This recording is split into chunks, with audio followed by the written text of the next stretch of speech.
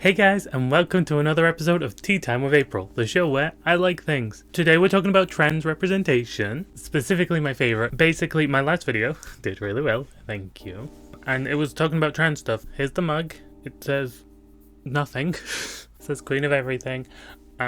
I bought this mug only to find out my dad's partner has one already that's like this, and my dad has a King of Everything mug. So this is basically useless because I can't take this downstairs. I can't use this. But it's gay.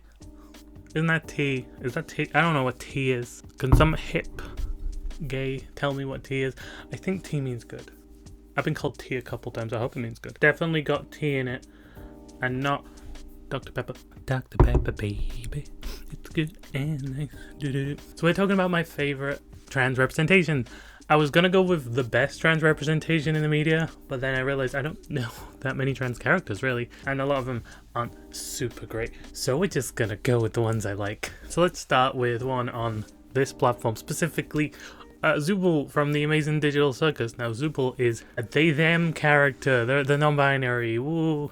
They use all pronouns, so I will be calling them him from now on because they're AFAB, and that pisses off the right-wing extremists the most. So I'm gonna do that. So he is he is the most pro to ever noun. I really like the body shenanigans. You know, like the fact that he has different stuff every single episode, and that nothing really seems to fit. Nothing really matches with anything.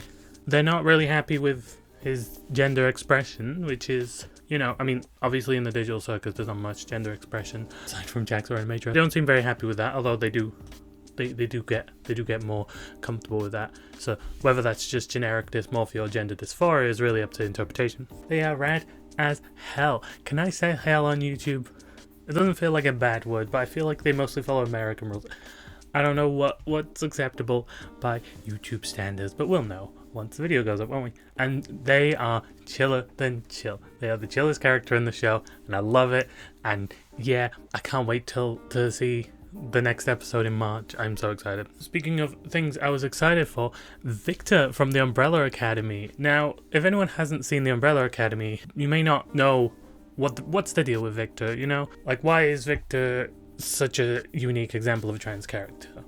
Well, he was not intentionally a trans character. Now, his character is played by Elliot Page, who came out as trans in between seasons of the Umbrella Academy, and I was super interested to see what they would do with that, you know, because like Elliot Page really did one of those movie star instant transitions that you see all over the internet, and his character was very much like a female written character. I mean, the first whole season could be seen from a misogynistic perspective, to be honest, with the way Victor's character is treated in that season. So, you know, I think it's interesting how they managed to change the character, and they did it well. So they worked into the story really well. They changed the character without sacrificing anything about the story. Now, I didn't like the ending of the Umbrella Academy, but that's got nothing to do with Victor, which is good. I think the character's Victor. Oh God, I hope the character's Victor. I might be thinking of a different character. Elliot Page's character. Also, it's Elliot Page. Oh, I love Elliot Page. I love Elliot Page and everything I've seen him in.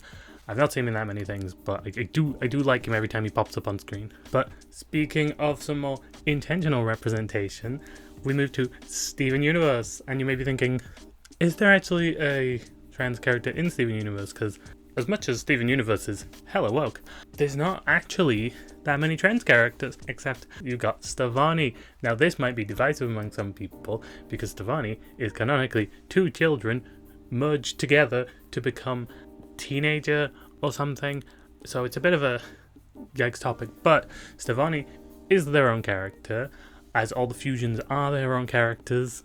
At least that's how I interpret it. Yeah, Stevonnie, canonically an intersex character. I believe they use they/them pronouns. Whether or not it's explicitly trans, I mean, that's inherently kind of transcoded. Again, non-binary coolness. It's always the coolest people that are non-binary, you know? I don't know what that is about non-binary people being so... They have stubble. The stubble on the how to say this without spoilers? The episode where they're on that moon. That's with the stubble. I like the stubble. I like that they didn't need to give that character stubble. After that point, you cannot say that Stevonnie is a female character because stubble exists. That's cool. I like that. Yeah. Plus, they're like the third coolest fusion in the show. Stevani's cool. I like Stevani. And moving from animation to video games, let's talk about Birdo from Mario. I think it's Mario 3? She is just a character, a random, I believe she's a character type. I'm not 100% sure. But Birdo is the one that spits the legs at you. She's often paired with Yoshi as romantically, which would be cool. I'm not sure if it is romantic, but it's cool. And she is canonically trans, if you didn't know. I think it started from a bit of a translation error in the manual, but then became like straight up canon, I believe, at this point. Whether or not she is now. So cool trans rep. She is old representation, as I said. She is Yoshi for baddies. Is now a good time to say I play her. Which also makes Yoshi canonically an ally. Whether or not he's dating her doesn't matter, because they're clearly connected, and they're clearly busy mates, and they go out shopping because Yoshi is an ally. Also, that pink ass cunty bow. I mean, T. Moving on to the Owl House now. As every queer person knows, Owl House is filled with representation of all LGBT people and folks. From the bisexual main character to the lesbian MILF, and I guess he's also bisexual, and the cutest little lesbian couple on the planet, and we support them, and we hope that they grow up with no prejudice. God, I hope they get a sequel series. Speaking of the trans representation, we have Rain. Rain is a non-binary character who dated Ida, who is the coolest character in the show. So Rain's cool. They're also a bard, which bard magic is pretty cool. Started a rebel alliance themed around bats. Hello. Like the second most NB name, other than rat or trash can or whatever non-binary people call themselves. Non-binary people. We need to speak of these names. What is a non-binary name? But they also caught the baddie, that is Ida, and they're cool.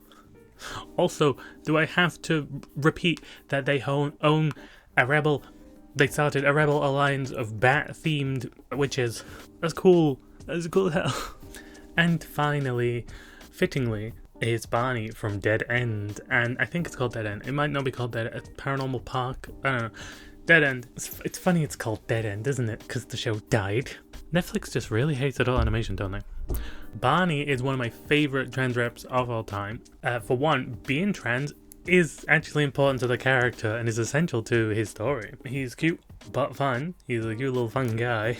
I'm not gonna do many spoilers because, I mean, we don't have a lot of trans rep, but Barney's backstory is incredible. I love Barney, and I love how they reveal it in such a natural way, and they make you love him before they reveal that he's trans. So transphobes, if they do end up watching this show, might have to wrestle with the fact that they like the trans character, and that I like that.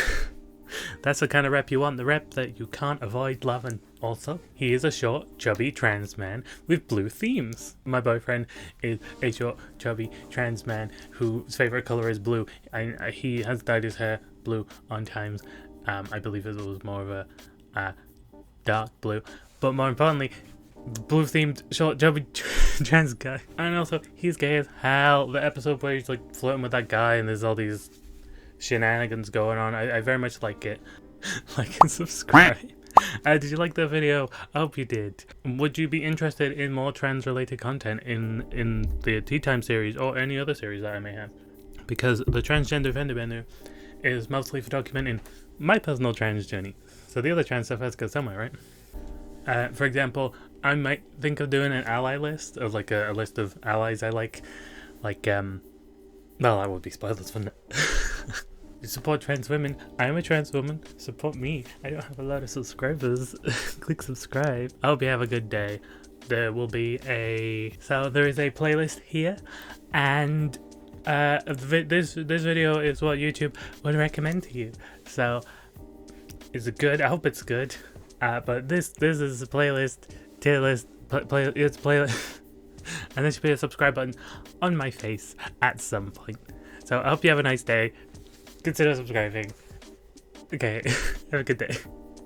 And then it fades to it fades to blurry, and I've made this joke too many times before, and I need to think of more things to say when it goes blurry.